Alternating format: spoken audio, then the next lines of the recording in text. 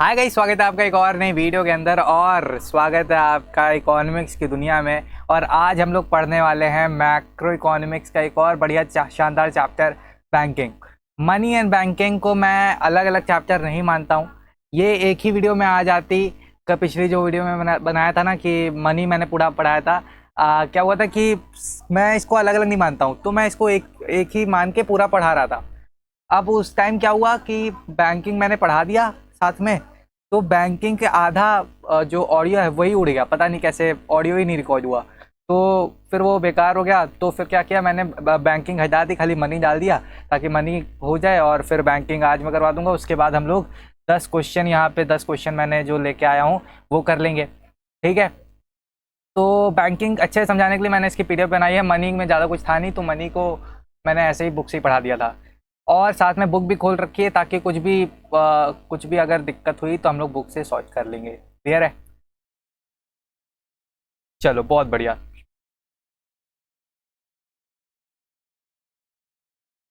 Pen choose कर लेते हैं कलर, ठीक है, ग्रीन कर लेते हैं। और आज चलो पढ़ेंगे बैंकिंग।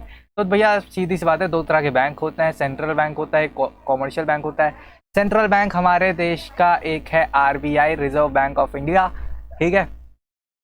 और कॉमर्शियल बैंक जिसमें आपके अकाउंट्स खुले हुए हैं, जैसे कि आपके घर के आसपास बहुत सारे बैंक होंगे, बीओबी, बैंक ऑफ बड़ौदा, और पीएनबी, आईसीआईसीआई एक्सेट्रा, बहुत सारे बैंक्स होंगे, स्टेट बैंक ऑफ इंडिया, सारी चीज़ और सारे बैंक आपको आसपास दिख जाएंगे, वो कॉमर्शियल बैंक होता है। कॉमर्शियल बैंक क्या करता है? कॉमर्शियल बैंक क्या करता है कि पब्लिक से डिपॉजिट एक्सेप्ट करता है। आप करते हो ना डिपॉजिट में बैंक अकाउंट में, और पब्लिक को लोन देता है। पब्लिक से डिपॉजिट एक्सेप्ट करता है और पब्लिक को लोन देता है, ठीक है। और सेंट्रल बैंक क्या करता है? सेंट्रल बैंक के फंक्शंस क्या हैं? सेंट्रल बैंक करेंसी अथॉरिटी, मतलब होता है कि सेंट्रल बैंक हमारे यहाँ पैसे छापता है, ठीक है। नोट जो छापता है वो सेंट्रल बैंक होता है। Banker to the government, government तो के जितने भी बैंक अकाउंट होते हैं वो आरबीआई में, मतलब कि सेंट्रल बैंक में होते हैं। और बैंकर्स बैंक और सुपरवाइज़र, मतलब कि जितने भी कॉमर्शियल बैंक है उसका बैंकर, उसका बैंक कौन होता है? आरबीआई। लाइक ये हम है, ये पब्लिक है, ठीक है, ये पब्लिक है। अब ये पब्लिक है और ये मान लो एक बैंक है, ठीक है, ये एक बैंक है, और ये है आरबीआई, ये आरबीआई है, ठीक है। तो पब्लिक का बैंक कौन होता है? कॉमर्शियल बैंक, ठीक है। और कॉमर्शियल बैंक का बैंक कौन होता है? आरबीआई होता है, ठीक है। सुपरवाइजर मतलब कि भैया होता है ना कि देख रेख भी करता है, मतलब कि कुछ भी प्रॉब्लम होती है कॉमर्शियल बैंक को तो आरबीआई खड़ा रहेगा। कोई भी दिक्कत होगी, परेशानी, तो उसको उसके लिए तो सॉल्व करने के लिए भैया आरबीआई हमेशा रहता है, तो सुपरवाइजर भी उसे कहते हैं। अच्छा, controller of money supply and credit, ये कह रहा है कि भैया जो, इसका सिंपल सा मतलब ये है कि जो आरबीआई होता है, मतलब कि सेंट्रल बैंक होता है हमारे देश में, आरबीआई तो आरबीआई मुझसे निकल रहा है, तो सेंट्रल बैंक होता है देश का, वो मनी सप्लाई को इकॉनमी में कंट्रोल करता है। इन्फ्लेशन होगा तो भी तो फिर क्या करेगा? मनी सप्लाई को कम कर देगा। अगर डिफ्लेशन होगा तो क्या करेगा? मनी सप्लाई को बढ़ाएगा। तो ये सारी चीज़ें होती हैं। कस्टेडियन ऑफ फॉरेन एक्सचेंज रिजर्व, ये क्या होता है भैया? हमारे कंट्री में जितने भी मतलब कि हमारे कंट्री में फॉरेन एक्सचेंज, मतलब कि फॉरेन करेंसी होती है, ठीक है। तो वो कहाँ होता है? वो किसी कॉमर्शियल बैंक में नहीं होता है, वो आरबीआई मतलब कि सेंट्रल बैंक के में होता है, ठीक है। अब तुमको कुछ बातें, कुछ कॉन्सेप्ट छोटे मोटे और क्लियर करा दूंगा, फिर तुमको बताऊंगा कि फिर तुमको बताऊंगा कि क्या कहते हैं, आरबीआई कैसे कंट्रोल करती है इन्फ्लेशन को या फिर डिफ्लेशन को। और फिर बताऊंगा मैं तुमको कि ये जो कॉमर्शियल बैंक होता है ये कैसे पैसे कमाता है, और जो ये प्रॉफिट कमाता है उस प्रॉफिट को क्या कहते हैं, समझ। तो ये चीज़ बात कर लेंगे, पहले छोटे मोटे कुछ कॉन्सेप्ट्स हैं उनको हम क्लियर कर लेते हैं। देखो भाई, क्या होता है, ये मान लो ये एक बैंक है, कॉमर्शियल बैंक है ये, मान लो पीएनबी बैंक है ये, पीएनबी है, पंजाब नेशनल बैंक है। इस बैंक में टोटल डिपॉजिट है हमारा 1 करोड़ रुपए, पब्लिक का 1 करोड़ रुपए इस बैंक में रखा हुआ है। ठीक है, तो आरबीआई इसको क्या बोलता है, आरबीआई इसको बोलता है कि बैंक का कुछ परसेंट हमारे साथ रखो। मान लो 5%, मान लो 5% वो बोल रहा है कि हमारे पास रखा हो तुम। ठीक है, तुम्हारी टोटल डिपॉजिट का 5% हमारे पास रखो, आरबीआई में रखो, मतलब कि सेंट्रल बैंक के पास रखो। ठीक है, तो उस और बोलता है कि कुछ परसेंट तुम अपने पास क्या कहते हैं, अपने पास रखो, कुछ परसेंट हमारा आरबीआई, मतलब कि हम आरबीआई को दो, और कुछ परसेंट क्या है कि खुद के पास भी रखो। क्यों खुद के पास क्यों रखें, खुद के पास इसलिए रखो क्योंकि जो लोग डिपॉजिट कराने आए हैं, ठीक है, तो क्या होगा कि वो अगर मांगने आ गए तुरंत, जैसे आज डिपॉजिट कराएं और कल मांगने आ गए, तो इसलिए उनको भी पैसा हम दे पाए, इसलिए क्या करना है, खुद के पास भी रखना होता है। इसको स्टैट्यूटरी लिक्विडिटी रेशियो कहता है। और जो बैंक, कॉमर्शियल बैंक रिजर्व रखता है सेंट्रल बैंक के पास, उसको सीआरआर मतलब कैश रिजर्व रेशियो कहते हैं। कैश रिजर्व रेशियो और एसएलआर को, मतलब कि सीआरआर और एसएलआर को अगर प्लस कर दोगे तो क्या हमारे पास निकल, और सीआरआर एसएलआर को अगर मिला दोगे तो आता है हमारा भाई लीगल रिजर्व रेशियो, एलआरआर। ठीक है, अब एक क्वेश्चन तुम्हारे मन में आ रहा होगा कि भाई जितना भी टोटल डिपॉजिट है वो हमें, जितना भी कॉमर्शियल बैंक का टोटल डिपॉजिट है वो कॉमर्शियल बैंक को आरबीआई के पास कुछ परसेंट क्यों रखाना पड़ता है। वो इसलिए रखाना पड़ता है क्योंकि कभी भी कुछ भी प्रॉब्लम हो गई आरबीआई में, ठीक है, मतलब कि कुछ भी प्रॉब्लम हुई कॉमर्शियल बैंक में, तो कौन मदद करेगा, मदद उसका सेंट्रल बैंक ही करेगा। जैसे कि अगर इस बैंक में कुछ प्रॉब्लम हो गई तो इसका मतलब कि आरबीआई ही कुछ उस प्रॉब्लम को सॉल्व करेगा, तो इस वजह से कुछ परसेंटेज रखाना पड़ता है कॉमर्शियल बैंक को सेंट्रल बैंक में। क्लियर है, चलो ये हो गया। अब कुछ छोटे छोटे और कॉन्सेप्ट हैं, बड़े मज़ेदार कॉन्सेप्ट हैं, ये देखो समझाता हूँ। जैसे कि मैंने बताया था तुमको कि यहाँ पे मैंने बताया था, आ गया, यहाँ पे बताया था, हाँ, पब्लिक का बैंक होता है कॉमर्शियल बैंक, और कॉमर्शियल बैंक का बैंक होता है आरबीआई, मतलब कि सेंट्रल बैंक। चलो मैं सेंट्रल बैंक को आरबीआई कह रहा हूँ यहाँ पे, आरबीआई मतलब सेंट्रल बैंक। ठीक है, तो जैसे कि मैंने कहा कि पब्लिक का बैंक होता है कॉमर्शियल बैंक, और कॉमर्शियल बैंक का बैंक होता है आरबीआई। ठीक है, अब क्या होता है कि जैसे कि पब्लिक कॉमर्शियल बैंक में डिपॉजिट करती है और उनसे लोन लेती है, ठीक है, वैसे ही कॉमर्शियल बैंक भी क्या होता है कि कभी कभी आरबीआई से लोन ले लेता है या फिर आरबीआई में डिपॉजिट कर देता है। ठीक है, तो उसी के बारे में पढ़ना है कि अगर कॉमर्शियल बैंक ने लोन लिया है आरबीआई से लॉन्ग टर्म लोन लिया है अगर, ठीक है, उस लोन के बदले जो कॉमर्शियल बैंक आरबीआई को जो क्या कहते हैं रेट देगी, इंटरेस्ट देगी, उस इंटरेस्ट को क्या बोलते हैं, उस इंटरेस्ट को बोलते हैं बैंक रेट। उस इंटरेस्ट को क्या बोलते हैं, उस इंटरेस्ट को बोलते हैं बैंक रेट। ठीक है, वही लोन अगर शॉर्ट टर्म पीरियड के लिए दे रहा है आरबीआई, तो उस लोन के बदले जो कॉमर्शियल बैंक आरबीआई को पैसा देगा, मतलब कि इंटरेस्ट देगा, उस इंटरेस्ट को क्या कहते हैं, रेपो रेट कहते हैं, रेपो रेट। क्लियर है, अब सुनो, कभी कभी क्या होता है कि बैंक, जो कॉमर्शियल बैंक होता है वो कभी कभी पैसा डिपॉजिट भी कर देता है। क्या करता है, पैसा डिपॉजिट कर देता है आरबीआई में, मतलब कि सेंट्रल बैंक में।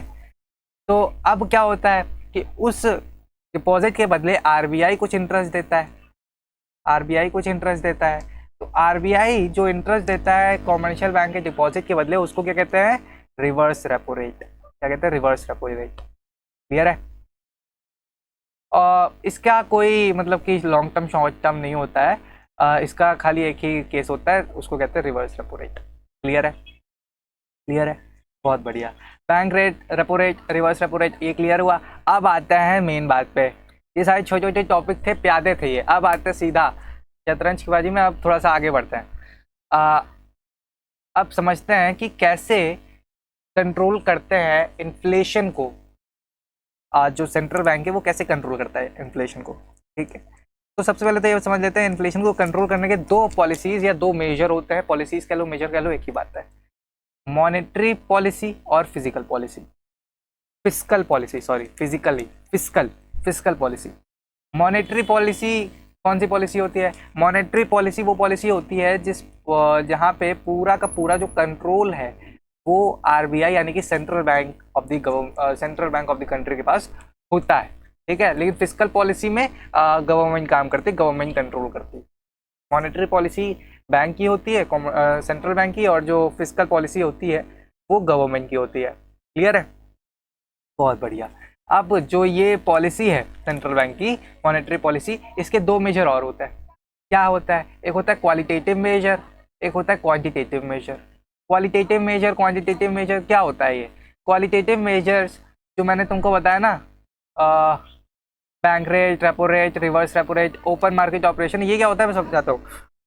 CRR, SLR, इन दोनों को मिला दोगे तो LRR भी इसी में होता है। ठीक है, तो ओपन मार्केट ऑपरेशन नया दिख रहा है तुम लोग को।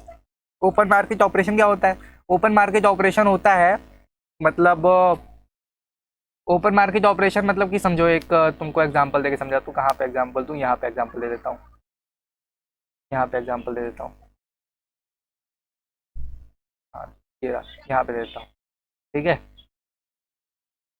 पेन का साइज छोटा करते हैं, रेड कलर लेते हैं। हाँ, ये मान लो आरबीआई है, ये आरबीआई है, और ये है गवर्नमेंट सिक्योरिटीज़। मान लो कुछ पेपर्स गवर्नमेंट सिक्योरिटीज़ हैं। ठीक है, ये गवर्नमेंट सिक्योरिटीज़ है। गवर्नमेंट सिक्योरिटीज़ बेसिकली तुम मान लो एक ऐसी चीज़, गवर्नमेंट सिक्योरिटीज़ को तुम्हें बस ये नाम याद रखना है, गवर्नमेंट सिक्योरिटीज़। ठीक है, ये गवर्नमेंट सिक्योरिटीज़ है और ये पब्लिक है, ये पब्लिक है। मैं एक इंसान बनाता हूँ लेकिन ये पूरी पब्लिक है। क्लियर है? और ठीक है, ये पूरी पब्लिक है। अब ये गवर्नमेंट सिक्योरिटीज़ ना, ये क्या होता है कि इसको खरीदा और बेचा जाता है आरबीआई के द्वारा, और ये इसी को हम लोग क्या बोलते हैं? Open market operation. क्या होता है देखो समझो, पैसा, जैसे कि इन्फ्लेशन है, इन्फ्लेशन है, अगर इन्फ्लेशन है इसका मतलब है पैसा जो है पब्लिक में है, पैसा पब्लिक में है। ठीक है, तो अगर पैसा पब्लिक में है इसका मतलब आरबीआई के पास ये क्या कहता है, गवर्नमेंट सिक्योरिटीज़ है। गवर्नमेंट सिक्योरिटीज़ आरबीआई के पास है और पैसा पब्लिक के पास है, इसलिए इसको कहते हैं मार्केट में इन्फ्लेशन ज़्यादा है, महंगाई ज़्यादा है। अब क्या करेगी, महंगाई ज़्यादा है तो क्या होगा कि अब ये गवर्नमेंट सिक्योरिटीज़ को बेच देगी। जब गवर्नमेंट सिक्योरिटीज़ इधर आ जाएगी तो जो पैसा है, वो आरबीआई के पास चला जाएगा। और इसका उल्टा, अगर डिफ्लेशन है मार्केट में, यानी कि पब्लिक के पास पैसा नहीं है, तो क्या करेगी कि ये गवर्नमेंट सिक्योरिटीज़ खरीद लेगी। ठीक है, गवर्नमेंट सिक्योरिटीज़ खरीद लेगी और पैसा जो है वो पब्लिक के पास आ जाएगा, फिर से नॉर्मल हो जाएगा सिचुएशन। क्लियर है? बहुत बढ़िया। ये होता है ओपन मार्केट ऑपरेशन, इसे ओपन मार्केट ऑपरेशन कहते हैं। ठीक है, अब सुनो, जितने भी ट्रिक वाले लोग होते हो, सुनो मेरी बात, जिनको भी ट्रिक जानना है, इसमें से कुछ भी margin requirement, moral situation, rationing of credit, ये जितना भी यहाँ पे लिखा हुआ है, क्वालिटेटिव हो चाहे क्वांटिटेटिव हो, अगर इन्फ्लेशन है मार्केट में, ठीक है, इकोनॉमी में इन्फ्लेशन है, इनमें से कुछ भी तुमको दिया है, ठीक है, तो उसको बढ़ा दोगे, इन्फ्लेशन कंट्रोल में आ जाएगा, यानी कि महंगाई कम हो जाएगी। अगर इसको कम कर दोगे तो महंगाई बढ़ जाएगी। ठीक है, कुछ भी यहाँ पे जितना भी क्वालिटेटिव मेजर दिया हो, क्वांटिटेटिव मेजर दिया हो तुमको, अगर इन सब को बढ़ा दोगे, इंक्रीज कर दोगे, ठीक है, तो महंगाई कंट्रोल में आ जाएगी, और अगर इस सम को डिक्रीज कर दोगे तो महंगाई बढ़ जाएगी।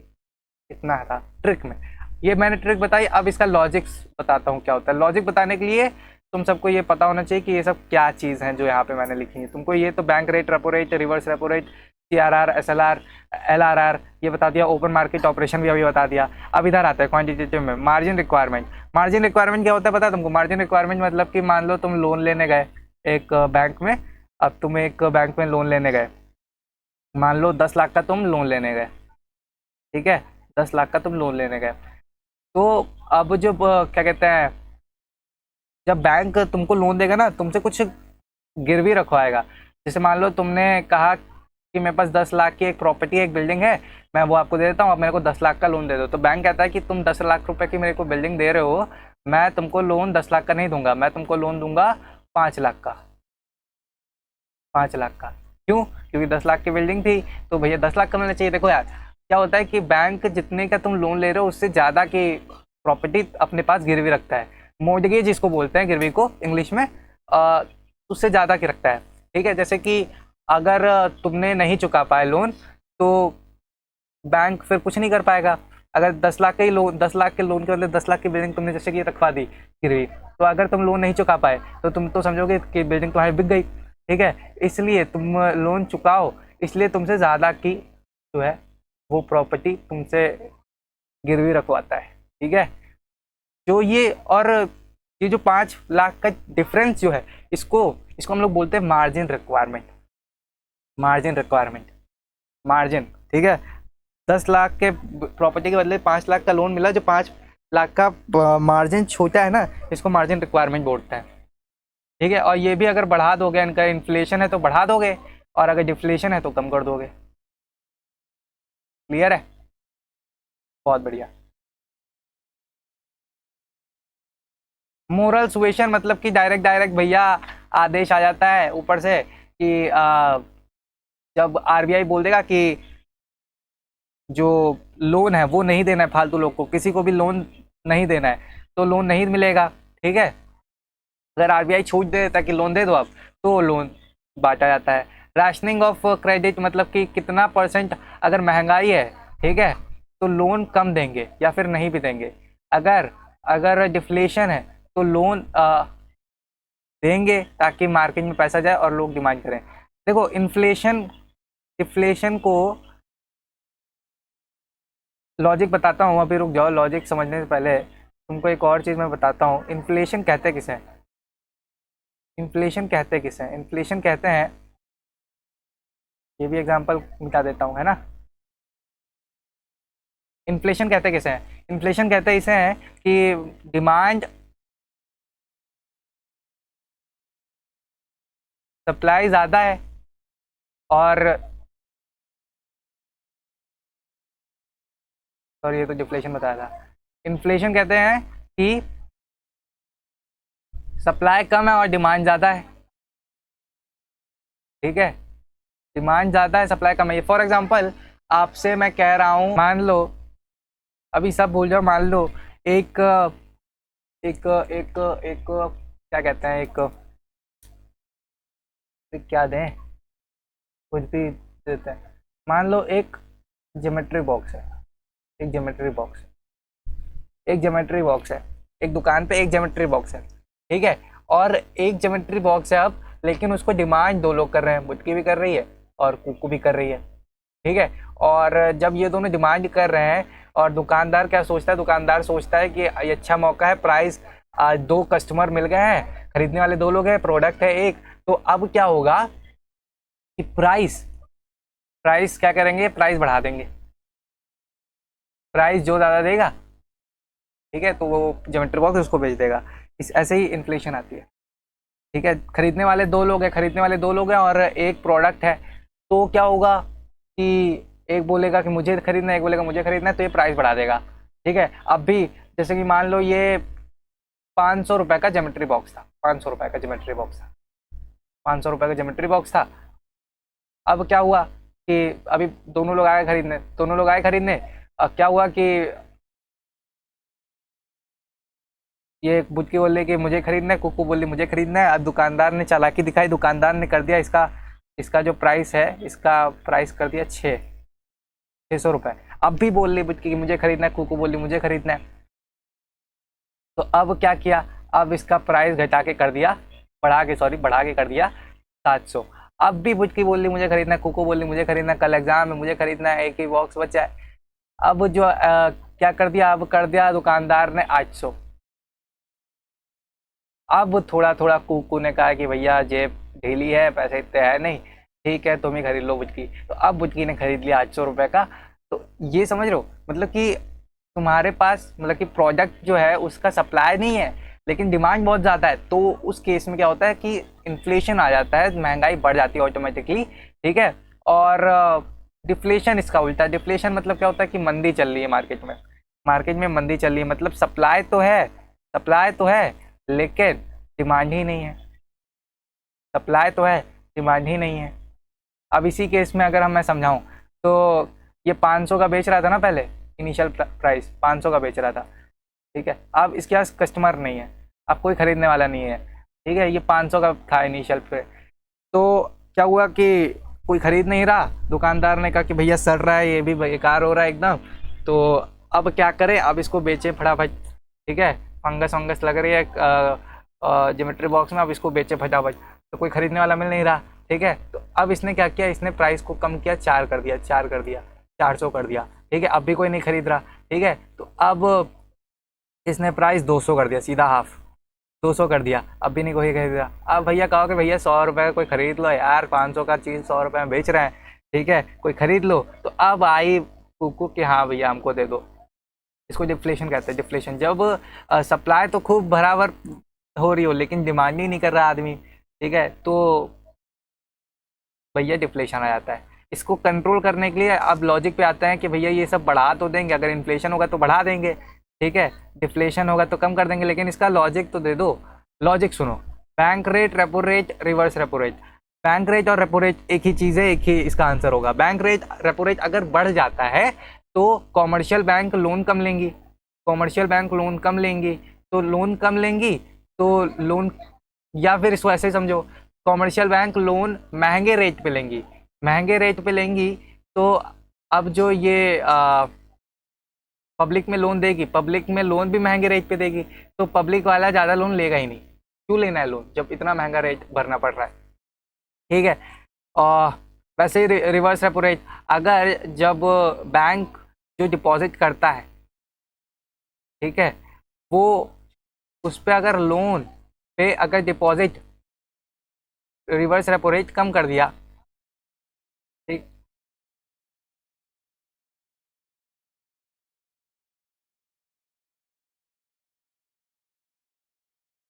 Open market operation, open market operation तुमको बताया था कि गवर्नमेंट सिक्योरिटीज़ को जब बेच देगा तो पैसा, पैसा क्या होगा कि पैसा सारा उसके पास आ जाएगा, सेंट्रल बैंक के पास आ जाएगा, पैसा सेंट्रल बैंक के पास आ जाएगा, तो फिर मार्केट में पैसा बचेगा नहीं, डिमांड काहे की करेंगे लोग, तो इन्फ्लेशन कंट्रोल होगा। सीआरआर, एसएलआर बोल देगा कि भैया रिजर्व ज़्यादा मेंटेन करके रखो, किसी को लोन मत दो, बोल देगा आरबीआई, बोल देगा तुमको, ठीक है। तो तुम लोन नहीं दोगे, लोन नहीं लेंगे पब्लिक, तो पब्लिक के पास पैसा नहीं जाएगा, डिमांड नहीं होगी। मार्जिन रिक्वायरमेंट अगर ज़्यादा रखेंगे, जैसे कि मान लो 5 लाख के लोन के बदले, यहाँ तो 10 लाख बता रहा था मैं, अगर 5 लाख के बदले 20 लाख प्रॉपर्टी देनी पड़ रही है, तो कौन लोन लेगा, कोई नहीं लेगा। मोरल सुएशन एकदम मना कर दिया भैया कि नहीं, लोन नहीं देना है, ज़रूरतमंद को लोन देना है, और रैशनिंग ऑफ क्रेडिट, भैया नाप तोल के लोन देना है, सबको लोन नहीं देना, ज़्यादा लोन नहीं देना, ठीक है। तो इससे भी हमारी जो है डिफ्लेशन कंट्रोल होगी, और जितना मैंने बताया इसका उल्टा कर दोगे तो इन्फ्लेशन का डिफ्लेशन कंट्रोल होगा, ठीक है, क्लियर है। चल, बहुत बढ़िया। अब आते हैं बढ़िया अपने मेन, क्या मतलब मेन टॉपिक नहीं है ये, मतलब कि बहुत इंटरेस्टिंग टॉपिक है। मेन तो ये था, इससे क्वेश्चन बड़े आराम से बन जाते हैं, ठीक है, इससे आ जाता है क्वेश्चन जनरली, अगर मैं बोलूँ तो इससे भी क्वेश्चन आ जाता है, क्लियर है। बहुत इंटरेस्टिंग टॉपिक है ये, इसमें मैं तुमको, इसमें सीखेंगे हम लोग कि बैंक कैसे पैसे कमाता है, ठीक है। इसके लिए तुमको सब कुछ भूल के बस ये याद रखना पड़ेगा कि जितने भी कॉमर्शियल बैंक हैं इंडिया में, उनके पास 1000 रुपये का डिपॉजिट पड़ा हुआ है, ठीक है। और एलआरआर मैंने तुमको बताया था कि इसमें दोनों आते हैं, CRR plus SLR, CRR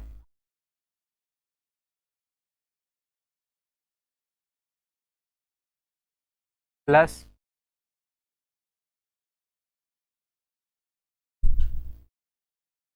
SLR, CRR plus SLR, ठीक है। तो अब क्या हो गया कि आरबीआई ने बोला है कि एलआरआर जो मेंटेन करना है वो 20% का मेंटेन करना है, बेसिकली रिजर्व, ठीक है। तो अब क्या हुआ कि एक बंदे ने 100 रुपये डिपॉजिट किया, 100 रुपये डिपॉजिट हुआ बैंक में, सारे कॉमर्शियल बैंक की बात करूँ, पीएनबी, बीओबी, जितने कॉमर्शियल बैंक है, सारे कॉमर्शियल बैंक में की बात हो रही है। तो 1000 रुपये को डिपॉजिट किया एक बंदे ने। अब उस 1000 रुपये का 20% यानी कि 200 रुपये, 200 रुपये क्या हुआ, 200 रुपये क्या हुआ कि रिजर्व रखे। अब रिजर्व रखे, जितना रिजर्व रखा और बाकी का जितना बचा उसको दूसरे को, किसी दूसरे इंसान को लोन पे दे दिया।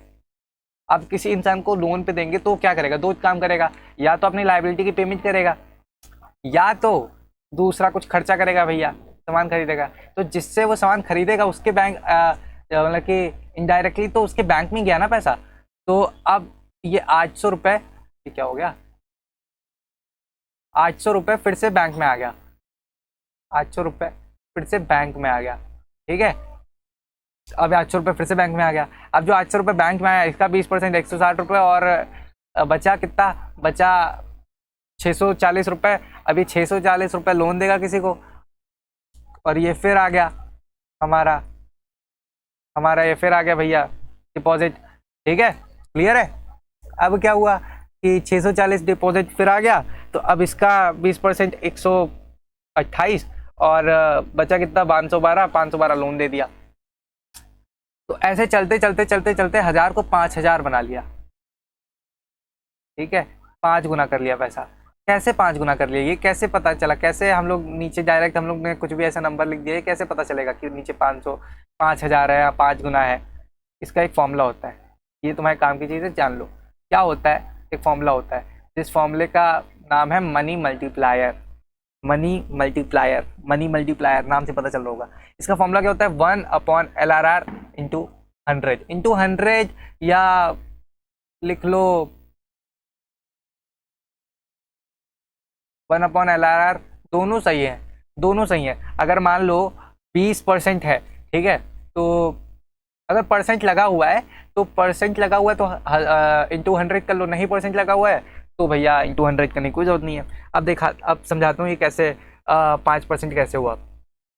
देखो यहाँ पे शायद समझ नहीं आ रहा होगा, यहाँ पे आता हूँ, थोड़ा सा इसको इरेज कर देता हूँ।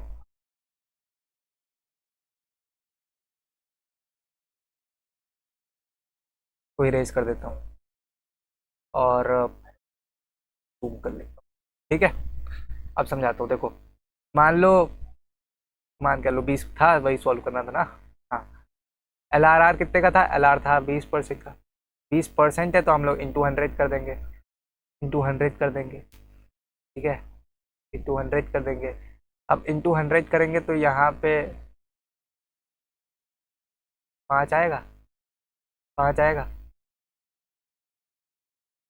5 होगा 5। ये मनी मल्टीप्लायर है, ठीक है, ये मनी मल्टीप्लायर है। तो ये 5 निकल गया, इसलिए ये 5 आ गया, मतलब कि 1000 का 5000 बन गया। अब मैं तुमसे अगर यही कहूँ कि इंटू 100 ना लगाओ, तो इंटू 100 ना लगाओ, कोई बात नहीं, इंटू 100 ना लगाओ भैया, तुम्हारी श्रद्धा है कि तुम इंटू 100 नहीं करोगे। तुमको 1/LRR चाहिए। 1/LRR है कितने का, LRR है 20% का। तो जब तुम 20% को ना सॉल्व करोगे, ठीक है, तो 20% को जब तुम सॉल्व करोगे तो जो आएगा ना वो आएगा 0.2।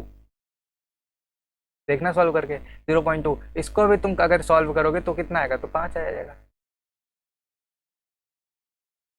यहाँ से भी मनी मल्टीप्लायर क्या कहते हैं 5 आ रहा है, तो दोनों सही रहते हैं। और ऐसा क्वेश्चन तुमको नहीं देखने मिलेगा कि कौन सा क्या कहते हैं कौन सा फॉर्मूला सही है, ठीक है, ऐसा क्वेश्चन शायद ना देखने मिले, दोनों सही हैं। क्लियर है तुम लोग को। तो वैसे तो भैया पैसे बनाता है बैंक। अब क्या है, अब सुनो, अब एक चीज जो आई है जो पूछ लेता है, लेकिन तुम लोग को अनक भनक भी नहीं है इसकी, क्योंकि 12th में तुम लोग ये सब बातें पे, इतनी छोटी छोटी बातों पे ध्यान नहीं देते हो। क्लियर है। अब मैं समझाता हूँ एक इम्पॉर्टेंट चीज। देखो क्या होता है कि मान लो तुमने एक बैंक में जमा कराए 10,000 रुपये, 10,000 रुपये कितने परसेंट पे, 6% पे, 6% पे जमा कराए। अब यही 10,000 रुपये बैंक ने किसी को लोन दे दिया, किसी को लोन दे दिया 10% पे, 10% पे लोन दे दिया, तो ये जो 4% कमाए हैं बैंक ने, ये 4% तो पता ही चल रहा है, ये 4% किसकी कमाई है? बैंक की कमाई है। तो 4% जो कमाए हैं इसको क्या बोलते हैं हम लोग?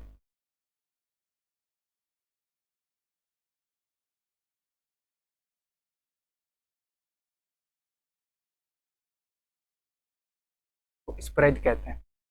क्या कहते हैं? स्प्रेड कहते हैं। कमेंट में एक बार लिख के जाना अगर नहीं याद हो रहा कि इसको स्प्रेड कहते हैं। पहली बार में मुझे क्या पता है कि बहुत सारे लोग इसको पहली बार सुन रहे हैं। स्प्रेड कहते हैं इसको, ठीक है? ये याद रखना, एक नंबर का इंपॉर्टेंट क्वेश्चन बनता है इससे। और अब इससे कैसे कैसे क्वेश्चन बन सकते हैं वो सब देखने वाले हैं। 10 क्वेश्चन जैसे कि मैंने बताया। इसमें बैंकिंग में और कुछ आपको ध्यान रखने की ज़रूरत नहीं है, जितना मैंने आपको बताया मोर देन सफिशिएंट है। अगर आपको कोई भी दिक्कत परेशानी होती है तो कहाँ पूछना है भैया? नीचे कमेंट बॉक्स में पूछोगे। अगर मैं इंस्टाग्राम चला रहा होता तो इंस्टाग्राम पे पूछ लेते, लेकिन इंस्टाग्राम मेरा बंद है।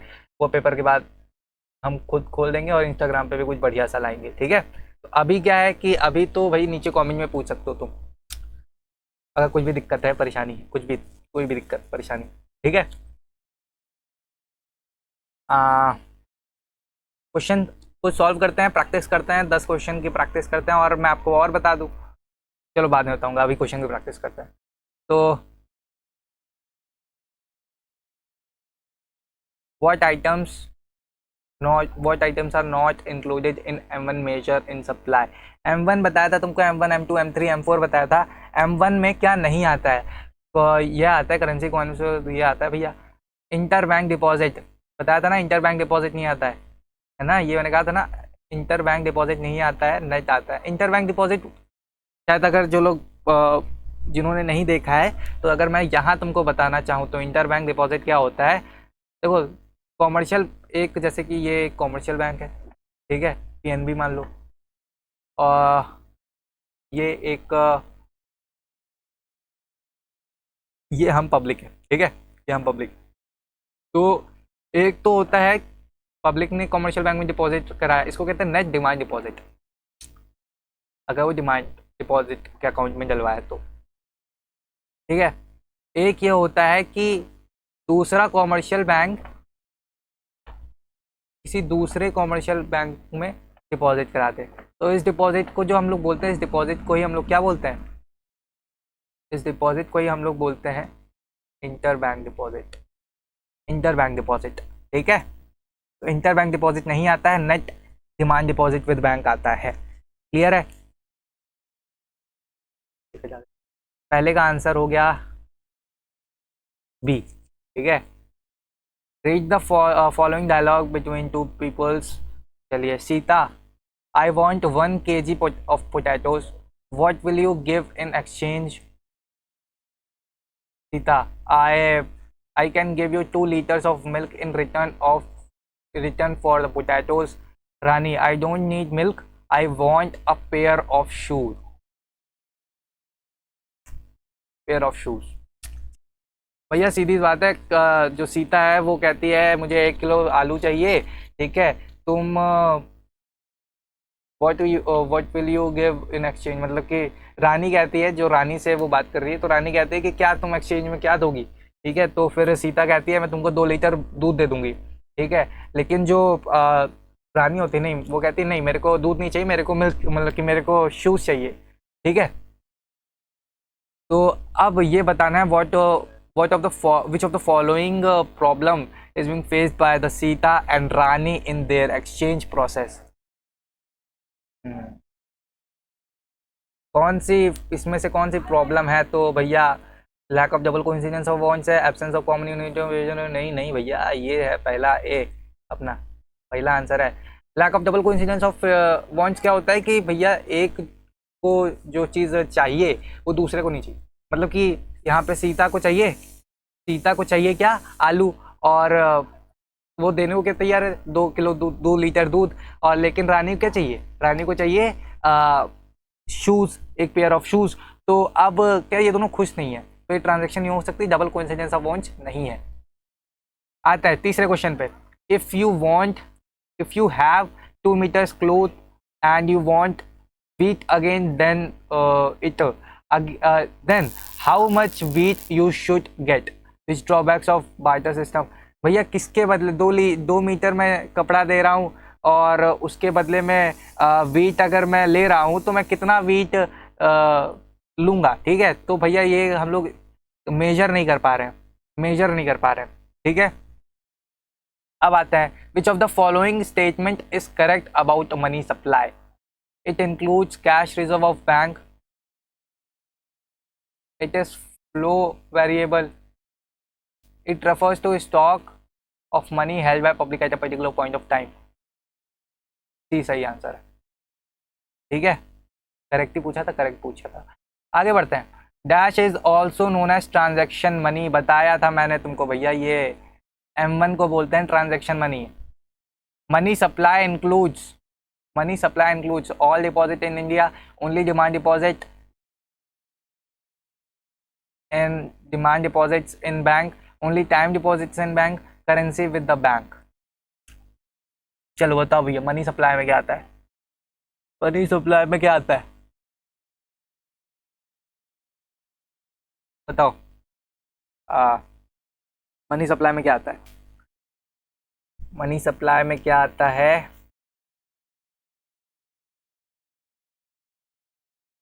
मेरे हिसाब से भैया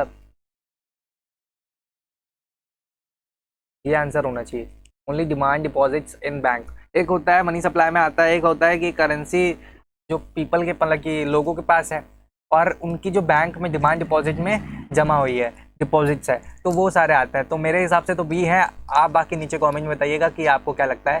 मेरे हिसाब से तो बी लग रहा है मेरे को। अब आते हैं आज, identify which of the following is not a function of reserve bank of India. RBI का क्या फंक्शन नहीं है, to act as a banker of to the government है, to act as custodian of gold reserve, देखते हैं आगे, to act as a financial advisor to the government of India, to issue coins and 1 rupee note. ये भैया ये function नहीं है। 1 रुपी का नोट और कॉइन्स, सारे कॉइन्स ये कौन बनाता है। आप कुछ कहेंगे गवर्नमेंट बनाती है, भैया गवर्नमेंट नहीं बनाती, मिनिस्ट्री ऑफ फाइनेंस बनाती है। कौन बनाती है, मिनिस्ट्री ऑफ फाइनेंस। और फाइनेंस मिनिस्टर कौन है इंडिया का, फाइनेंस मिनिस्टर कौन है इंडिया का। भाई यार ये तो नीचे कमेंट करके बताना है, ये तो यार अगर तुम नहीं जानते तो शर्म की बात है थोड़ी सी। Qualitative instrument of monetary policy excludes, qualitative instruments of monetary policy exclude margin requirement. अबे मार्जिन रिक्वायरमेंट तो हाँ हाँ हाँ ठीक है, एक्सक्लूड। क्वालिटेटिव ये क्वांटिटेटिव में आता है, बैंक रेट, ठीक है। बैंक रेट क्वांटिटेटिव में आता है। यहाँ पे चेक कराऊँ क्या,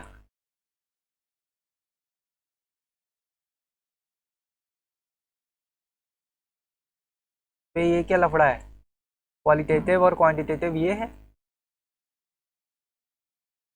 margin requirement, selective credit control, moral suasion, qualitative instruments of monetary policy. Qualitative में क्या आता है, qualitative instruments of monetary policy exclude, क्या नहीं आता है क्वालिटेटिव में, क्वालिटेटिव में क्या नहीं आता है। एक मिनट भाई, एक मिनट, कंफ्यूजन है, एक मिनट रुक जाओ।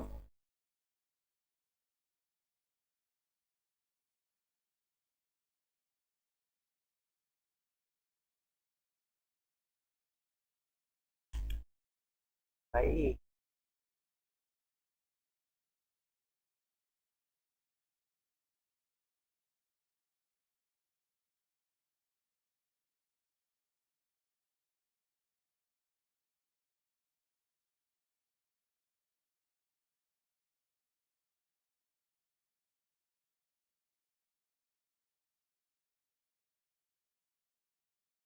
हाँ ये है,